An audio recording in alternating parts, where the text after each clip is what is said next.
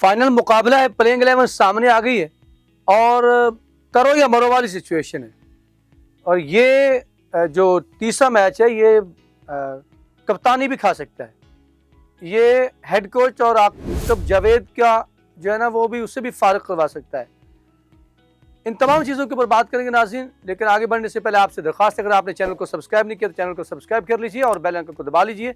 यहाँ पर आपको बहुत सी इनसाइड स्टोरीज भी मिलेगी। नाज़रीन, पाकिस्तान ने सीरीज़ बराबर कर दी है, लेवल कर दिया पाकिस्तान ने 1-1 से, और पाकिस्तान ने धूल चिटाई दूसरे मैच के अंदर बांग्लादेश को। पहले मैच के अंदर जो है वो पाकिस्तान को घुटने टेकने पर मजबूर कर दिया और नॉकआउट करके रखा बांग्लादेश ने। लेकिन पाकिस्तान ने अच्छा कमबैक किया। एक तब्दीली के साथ पाकिस्तान जो है वो दूसरे वनडे के अंदर गया, हारिस रऊफ को लेके आया और अबरार अहमद को बाहर बिठाया बेंच के ऊपर। और अब तीसरा जो फाइनल मार्का है जिसके अंदर जो है वो फैसला हो जाएगा कि कौन सी टीम जो है वो सीरीज की हकदार ठहरेगी, यानी जीतेगी। लेकिन यहाँ पर पाकिस्तान के पास बड़ा कड़ा इम्तहान है। पाकिस्तान 6 नए लड़कों को लेके गया था जिसके ऊपर बहुत से सवालात भी उठाए गए तब तक। उनमें से 4 को पहले मैच के अंदर डेब्यू करवा दिया गया, दूसरे मैच में वो चारों खेले, लेकिन एक जो है वो अच्छी परफॉर्मेंस करके दूसरे मैच के अंदर मैन ऑफ द मैच आया और उसकी परफॉर्मेंस की वजह से पाकिस्तान जो है वो वन साइडेड मैच जीतने में कामयाब हो गया और पाकिस्तान ने 114 का बदला 114 से ही लिया।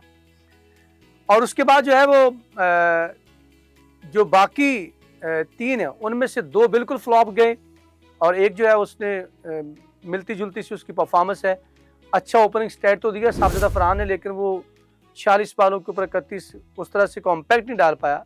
पहले मैच के अंदर भी वो 27 रन बनाने में कामयाब हो गए, लेकिन मैंने कहा था कि साजिद फरहान जो है वो शायद 100% चॉइस है 2027 के वर्ल्ड कप के उसके तैयार किया जा रहा है। लेकिन मास सदाकत ने हिम्मत दिखाई, बॉल और बैट दोनों के साथ जो है उम्दा परफॉर्म किया। तो पाकिस्तान को अब जो मसला दरपेश है कि पाकिस्तान 6 नए खिलाड़ियों को लेकर गया। माज सदाकत जो है वो उभर कर सामने भी आया ऑलराउंडर परफॉर्मेंस के साथ, 3 विकेट भी लिए उसने, 75 रन की उम्दा 169 के स्ट्राइक रेट के साथ इनिंग्स भी खेली। वो उसने अपना जो है ना वो हक अदा किया है और सिलेक्शन की जो है उसके ऊपर पूरा उतरा है। लेकिन अब्दुल समद, आकिब जावेद की क्रिस गेल और उधर से शामिल हुसैन जिनके ऊपर बड़ी तनकीद की जा रही है, जो सैयद तलत हुसैन मारूफ टीवी एंकर जर्नलिस्ट जो हैं उनके बेटे के बारे में, 2 मैचेस के अंदर उन्होंने जो है वो 10 रन अभी तक बनाए हैं। कोई खातिर खा उन्होंने अच्छे शॉट भी नहीं खेले। दूसरे मैच में 6 रन बनाए, पहले में 4 बनाए और फिर वो 22 बॉल्स का उन्होंने सामना किया। तो अब अब्दुल समद जो है वो 11 रन बनाए उसने, वो भी पहले मैच के अंदर 0 पे आउट हो गए। तो यहाँ पर पाकिस्तान ने बेंच के ऊपर 2 खिलाड़ी ऐसे बैठे हुए हैं जिनको पाकिस्तान ने डेब्यू करवाना है, यानी जो अभी तक उनको पाकिस्तान लेके आया लेकिन बेंच पे बैठे हुए हैं, और एक फैसल अकरम जिन्हें टीम में शामिल किया गया, उन्हें अभी तक कोई मैच नहीं दिया गया। अबरार अहमद को चलो बाहर बिठा दिया जाएगा नहीं, लेकिन अब पाकिस्तान यहाँ पर मुश्किलात पेश है। जो बाहर 2 बैठे हुए हैं उनमें एक जो है वो विकेट कीपर बैट्समैन है और दूसरा जो है वो आपको पता है कि वो बॉलर है, ऑलराउंडर लगा ले उसको। लेकिन यहाँ पे 2 बैट्समैन नाकाम दिखाई देते हैं जो नए हैं, शामिल हुसैन और फिर नीचे से अब्दुल समद। उन दोनों को डाले तो पाकिस्तान क्या 2 बैट्समैन निकाल के एक बॉलर डाल ले और एक बैट्समैन, वो भी विकेट कीपर बैट्समैन, जबकि मोहम्मद रिजवान मौजूद है। मैं बात कर रहा हूँ गाजी गौरी की और मैं बात कर रहा हूँ मासूद की, साद मासूद की बात कर रहा हूँ। तो इधर से जो है वो 2 शामिल हुसैन और जो है वो अब्दुल समद के ऊपर तलवार लटक गई है। इस तरह से पाकिस्तान की टीम जो है वो अब दिखाई देता है कि 2 तब्दीलियों के साथ तीसरे मैच के अंदर जाएगा। पाकिस्तान इस मैच को बचाना भी है। यहाँ पे पाकिस्तान का बॉलिंग जो यूनिट है वो भी कंप्लीट है, अच्छा परफॉर्म किया। हारिस रऊफ ने भी, शहनशाह अफरीदी भी रिदम में आए हैं, मोहम्मद वसीम जूनियर ने भी अच्छा परफॉर्म किया, राना फ़हीम अशरफ ने भी अच्छा परफॉर्म किया बॉलिंग के साथ। तो पाकिस्तान 5वें बॉलर के तौर पर जो है वो माज जो सदाकत है उसने अच्छा परफॉर्म किया। वहाँ पर सलमान लियाओ को बॉल करने की ज़रूरत भी नहीं पड़ी और वैसे भी वो बॉल करते वहीं पे हैं जहाँ पर उनका दांव लगे। ठीक है, दाल लगाते हैं वो, जैसे T20 के ऊपर उन्होंने दाल लगाया, वो अब वनडे में भी उन्होंने बॉलिंग करनी छोड़ दी है क्योंकि प्रैक्टिस छोड़ दी है ना। तो अब पाकिस्तान के पास ऑप्शन बचता है कि अब्दुल समद को निकाल दिया जाए या फिर अब्दुल समद को जो है वो एक और मौका दे दिया जाए। और हसीबुल्ला के साथ जैसे ज्यादती हुई थी कि एक मैच देकर उसको बाहर कर दिया, बड़ा अच्छा परफॉर्मर था और बड़ा टैलेंट था, लेकिन ये ज्यादती उसके साथ अभी तक हुई है।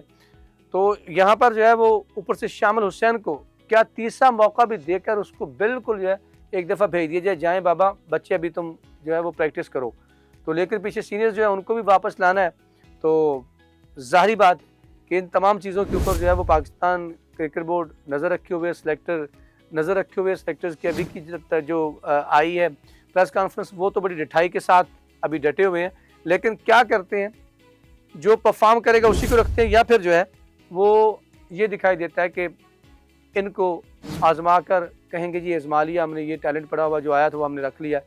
और दूसरे नंबर पे एक बात की जा रही है कि माज सदाकत एक बहस शुरू हो गई है कि क्या साइम अयूब का जो है वो रिप्लेसमेंट मिल गई, आपको उसका मुतबादल मिल गया। ये भी अपनी जगह पे है। अभी तो एक मैच के अंदर परफॉर्मेंस के ऊपर आप जिस तरह डोमेस्टिक की थोड़ी सी परफॉर्मेंस के ऊपर आप ला के उसको इंटरेस्ट खिला देते हैं, यही वजह है। इस तरह की बात अभी कर रहा, अभी माज सदाकत के आप आगे बड़े इम्तिहान हैं, ठीक है। अभी अगला मैच के अंदर वो किस तरह से परफॉर्म करते हैं, ये सभी कुछ देखना होगा। अब पाकिस्तान की टीम के अंदर जो है वो दो तब्दीलियों की बाज़गश्त है और मेरे ज़राए बता रहे हैं कि शामिल हुसैन को बाहर बिठाया जाएगा और विकेट कीपर बैट्समैन गाजी जो है वो उसको खिलाया जाएगा। पाकिस्तान यहाँ पर अगर 2-0 की होता ना बरतरी के साथ, तो यकीनन मोहम्मद रिजवान को बाहर बिठा के गाजी को मौका दे देना था। लेकिन अब पाकिस्तान इस सिचुएशन में नहीं है कि पाकिस्तान के पास मिडल ऑर्डर के अंदर 3 ही बैट्समैन तजुर्बाकार हैं, रिजवान है, आगा है और हुसैन तलत है। हुसैन तलत वैसे ही आउट ऑफ फॉर्म है, तो इस सूरत में जो है वो ऐसा रिस्क पाकिस्तान नहीं ले पाएगा कि पाकिस्तान जो है उसको बाहर बिठाकर रिजवान को गाजी को मौका दे। तो शामिल हुसैन बाहर बैठ सकते हैं और फिर उधर से अब्दुल समद के ऊपर कुल्हाड़ा चल के जो है या तो फैसल अकरम को मौका दिया जाएगा या फिर डेब्यू करवा दिया जाएगा दूसरा भी साथ जो है वो साद मसूद को। ये अब तक की पाकिस्तान के पास ऑप्शन है। ये जो तब्दीलियाँ दो है वो सामने आ रही हैं। इन दो तब्दीलियों को देखकर पाकिस्तान की टीम जो है वो लेके तीसरे फाइनल में जाएगी। हालांकि विनिंग कम्बिनेशन के साथ जाना जो है वो सबसे बड़ी बात होती है, बड़ा कॉन्फिडेंस होता है। लेकिन यहाँ पर पाकिस्तान के सामने चैलेंजिंग दरपेश हैं, बाहर लड़कों को लाया है और ये माइक हैजन का बयान भी है कि ये ऐसी सीरीज़ है कि जिसके ऊपर मौका देकर चांस दे के बच्चों को चेक किया जा सकता है, नए टैलेंट को। इसीलिए बाबर आजम और दूसरों को बाहर बिठाया है। तो हमारा तो मौक़िफ़ ये होता है कि उनको सीनियर्स के दरमियान में 1-1, 2-2 करके आजमाते जाएं। लेकिन आपने 4 का डेब्यू करवाया, अब देखना है कि तीसरे मैच के अंदर 2 और डेब्यू आपको दिखाई देंगे और यही पाकिस्तान की प्लेइंग 11 होगी। साबज़दा फरहान है, माज सदाकत है, गाजी गौरी आ जाएगा, फिर उसके बाद रिजवान, सलमान अली आगा, फिर हुसैन तलत, अब्दुल समद की जगह के ऊपर जो है वो साद मसूद को जो है मौका दिया जाएगा। फिर आगे वही फ़हीम अशरफ, फिर आगे जाके जो है वो आपका शहनशाह अफरीदी कप्तान साहब के बाद हारिस रऊफ़ के बाद जो है वो फ़हीम अशरफ। ये प्लेइंग 11 आपकी जो है वो अब तक की सामने आई है तीसरे मैच के लिए। और ये बताता चलूँ कि इस सीरीज़ को लेकर आकिब जावेद और माइक हैजन के ऊपर भी सवालात उठने शुरू हो गए, जो मैंने आपको आगाज़ में बात की थी, जिसको आपने देखा ऊपर। वो ये है कि अगर ये सोचना शुरू कर दिया, और ज़राए हमारे ये बता रहे हैं कि नकवी साहब भी इस बात के ऊपर सोचने पर मजबूर हैं कि क्रिकेट के हालात क्या होते जा रहे हैं और आकिब जावेद और दूसरे तमाम सेलेक्टर्स हैं वो क्या कर रहे हैं। इसी वजह से शायद एंट्री हुई है सरफराज की सिलेक्शन कमेटी के अंदर भी, और एज अ सेलेक्टर भी काम करेंगे और आपको पता है वो रेड बॉल के जो है वो हेड कोच के तौर पर काम करेंगे। तो नाज़रीन, आपने ये बताना है कि आपके नज़दीक प्लेइंग 11 क्या होनी चाहिए। आप अपनी प्लेइंग 11 कमेंट सेक्शन में जाके लिख सकती हैं। हमें रहेगा आपके फीडबैक का इंतज़ार। अब तक के लिए इतना ही। यहाँ पर मुझे अखलाक सालक और पूरी टीम के साथ दीजिए इजाज़त। अल्लाह ने